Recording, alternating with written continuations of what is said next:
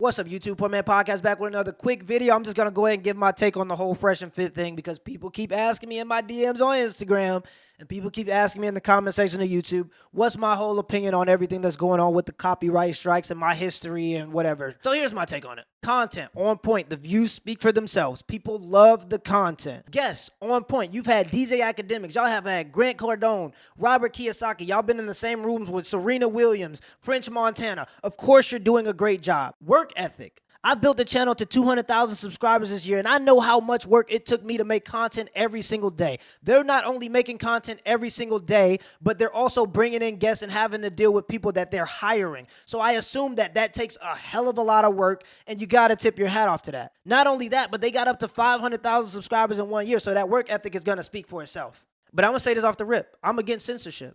And to my knowledge, they're also against censorship. So it was a surprise to me when I seen Playback's video talking about Fresh and Fitter trying to flag them to get them taken down and get their whole channel deleted. That didn't make any sense to me. I reached out to Myron to find out why in the world would you do that. And without disclosing the DMs, because y'all know I don't do that. If I have a conversation with somebody, it's going to stay there unless I get their consent to put that information out. Either way, Myron is saying, okay, I feel attacked. People are attacking me and coming up with all these crazy allegations. And if they're using my content to do that, then I'm going to flag them and get their channel taken away from them. I'm not having it. And I can kind of understand that. But here's my criticism to that. If you use controversy as your marketing strategy, it works. Lil Nas X.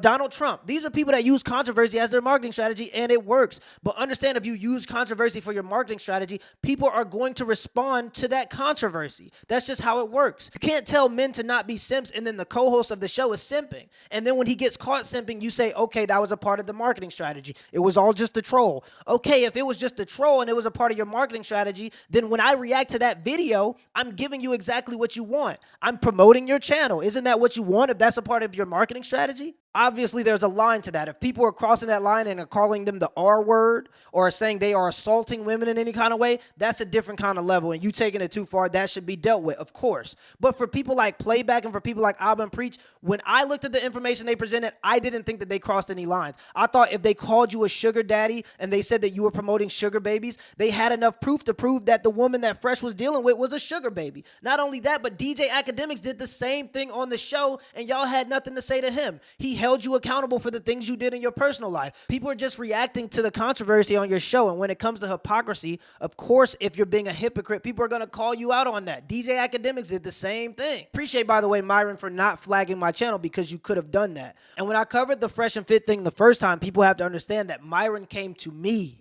and I told him, hey, if I cover this, all I have is the information that's been presented by the women. All I have is the allegations. So do you have any proof that proves that you're wrong? So when I cover this, I can present it to the people.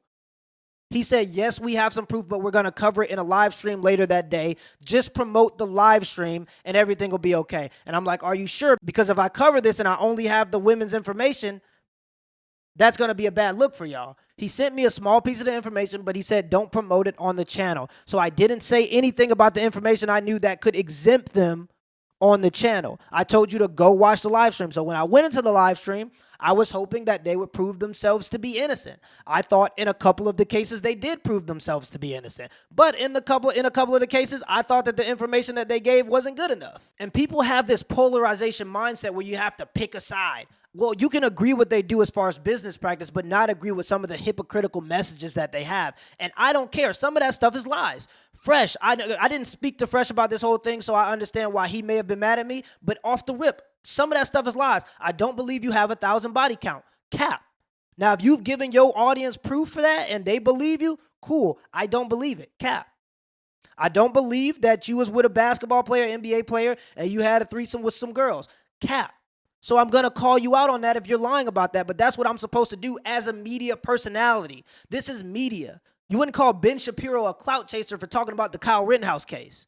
Why? Because it's controversy and it's in his niche. Of course he's going to talk about it. That's what we do. We're media, so we're going to talk about these things. I love the production value. I think the production value is unmatched, except for maybe like Kevin Samuels. They probably have up to par production value, but I like the production value. I even like the show. I think the show is entertaining. I don't always agree with the message, but we don't have to agree on everything. With that being said, I think that Myron is a lame. I think that Walter is a lame. I think that DJ Academics is an admitted lame, but I am also a lame. When I was a freshman in high school, I wanted to be Naruto.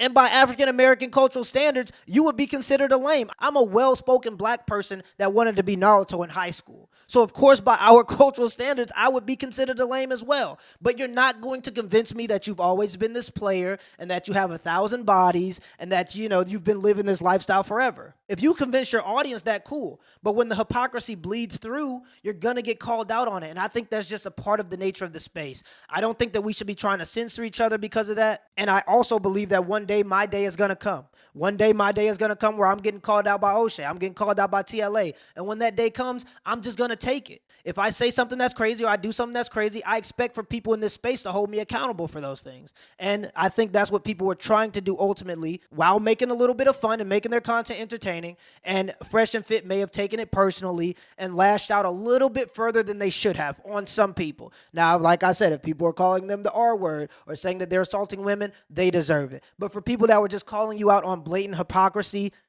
I don't think that they should be striked and having their channel taken away. That's my take.